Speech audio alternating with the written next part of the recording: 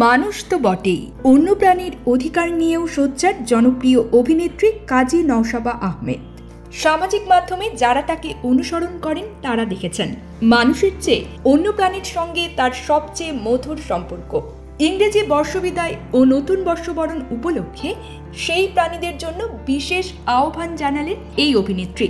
পটকা ফুটিয়ে উদযাপনকে হেলিকপ্টার থেকে গুলির সঙ্গে তুলনা করলেন এই অভিনেত্রী। নতুন বছরকে স্বাগত জানাতে 31st নাইটে আতশবাজি, পটকা ফুটানো আর ফানুস ওড়ানো যেন রীতি হয়ে দাঁড়িয়েছে। 31st নাইট বর্জনের আহ্বান জানিয়ে বিপন্ন পাখিদের পক্ষে দাঁড়িয়েছেন কাজী নওশাবা আহমেদ। নওশাবা বলেন, 2024-এ আমাদের সবচেয়ে ভয়াবহ এক অভিজ্ঞতা ছিল হেলিকপ্টার থেকে গুলিতে নিরপরাধ শিশুর প্রাণ হারানো।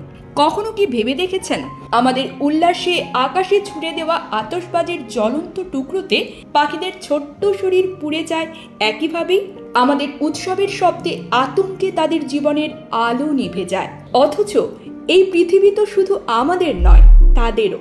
ছোট্ট শিশু উমায়ের প্রাণ হারিয়েছিল এই বর্ষবরণের আতশবাজির ভয়াবহ শব্দে। কাজী নওশাবা আহমেদ আরও বলেন, আমাদের এবারের বর্ষবরণ আগ্রাসী না হোক, চলুন দেশের আইনের প্রতি শ্রদ্ধাশীল হই।